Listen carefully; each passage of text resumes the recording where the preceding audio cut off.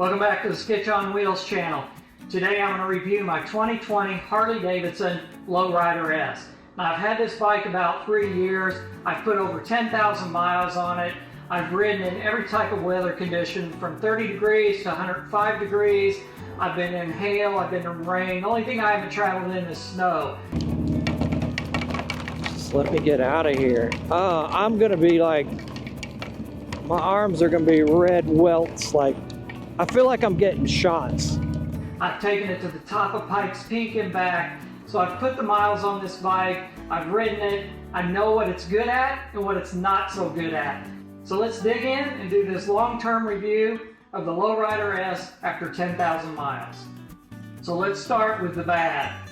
This bike is about an $18,000 bike off the showroom. Today it's going to cost you $22,000. With these mid-price Harley Davidson bikes, and it's really hard to believe that $18,000 is mid-price, but with these bikes, especially the Lowrider, the back brake is just not there. You can pounce on it, you can stomp on it, you can stand on it, and the back brake is not going to stop you when you need to be stopped. I had it adjusted. You can move the pedal just a little bit, but it still underperforms where it should be. I think the 23 model, 24 model might have a better back brake, but this 2020 model has no brake in the back. And so you have to make some adjustments in your riding style, and you can get better brake calipers, you can get better brake pads to help improve that. A slight adjustment of the pedal, raising it up some, gave me a little bit better bite on it, but really you just learn to ride with it. So the next thing that I don't like about this bike, and most Harleys, is the handlebar position is not for everyone. You really have to tune in where your handlebars are for each individual rider. This Harley was no different. It had a low bend bar. It was way out in front. It was down below my shoulders. I'm 6 foot, and so we needed to do something about that. I ended up putting hard case risers on it. 9.5 inch, I believe, is how big the riser was. I also purchased a Thrashin mid-bend bar that raised it another 3 to 4 inches. So that's quite a bit of movement up and quite a bit of movement back that gave me a good, comfortable riding position. So handlebars, stock, just aren't going to cut it like most Harley Davidsons. Next was the Harley Davidson stock seat. It comes with a single passenger seat. You can get about 2 hours out of it, and then it's not going to be any good.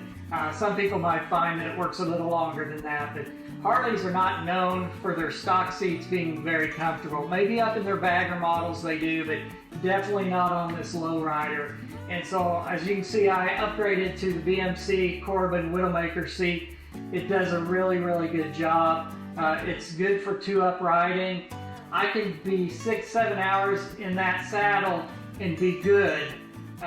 But we'll talk a little bit more about that. I recently did a long journey to Pikes Peak from the Smoky Mountains and back, 3,700 miles in 7 days on this bike, and it was less than ideal. Can you do it? I did it, but we'll talk more about that. But definitely the seat is gonna need an upgrade.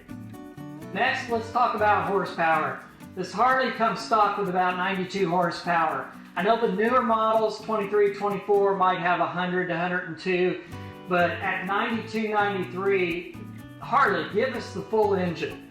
You put a cam in this like I did, just basic cam and exhaust, and I bumped it up to 114 horsepower. That's what this bike needs. That's where it lives. That's where it loves to ride.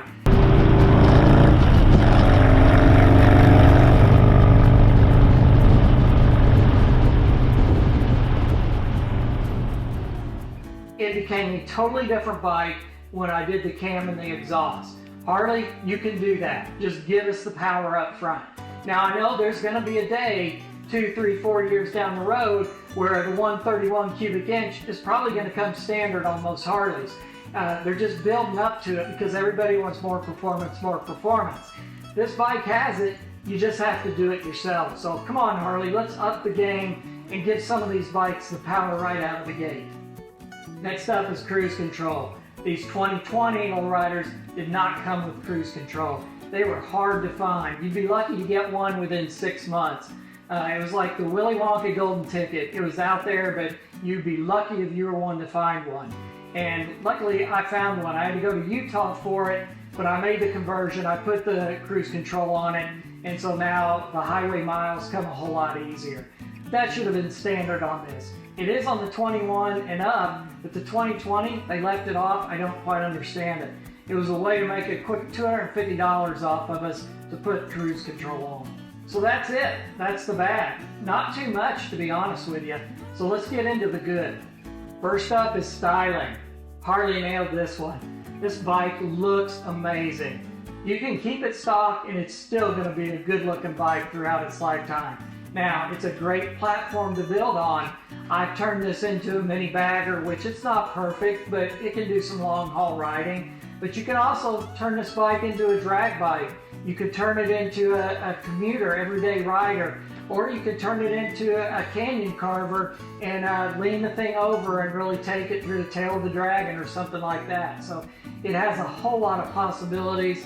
The style looks amazing. It gets people's attention everywhere I go. Next up is the handling of this bike. It's well balanced. It's a little smaller than the big traditional baggers. It's got plenty of power. It's just a great all-around bike for those like me that came off of sport bikes and sat on a bagger, rode a bagger, and thought, wow, this is crazy. I don't think I can do this.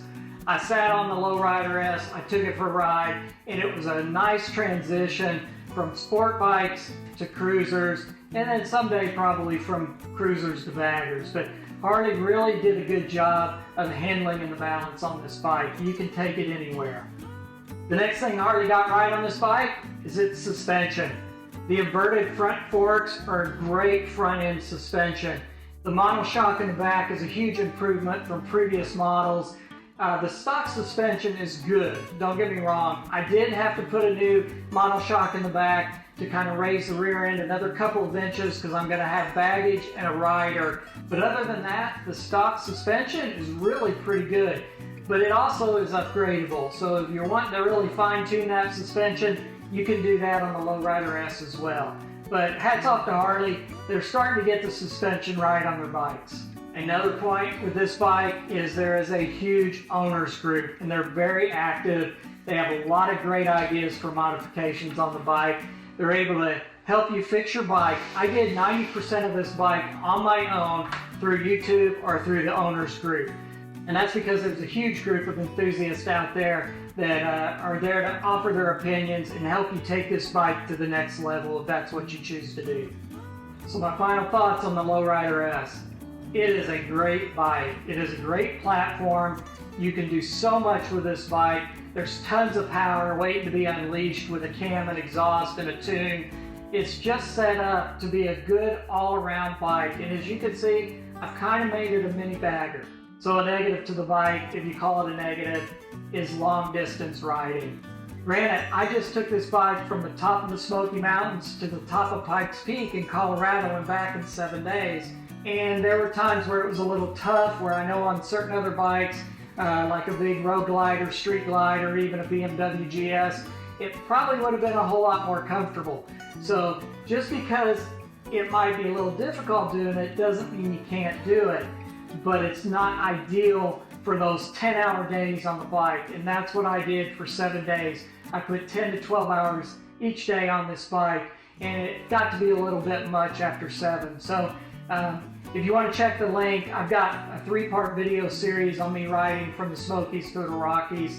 A lot of good views there riding in Colorado, a lot of interesting things that happened to me along the way. Go check that video out as well. Love to stay and chat, but I'm getting off this mountain.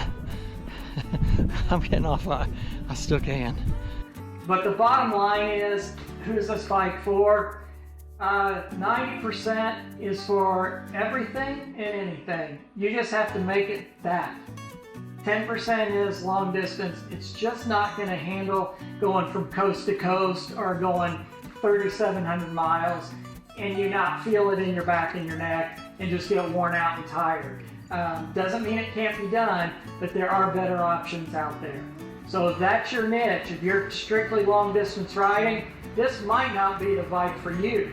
If you're never going to take those cross-country trips, those 3,000, 4,000 mile trips, then this is an ideal bike for someone that wants to stay away from the big baggers. Nothing against those are great in a lot of situations.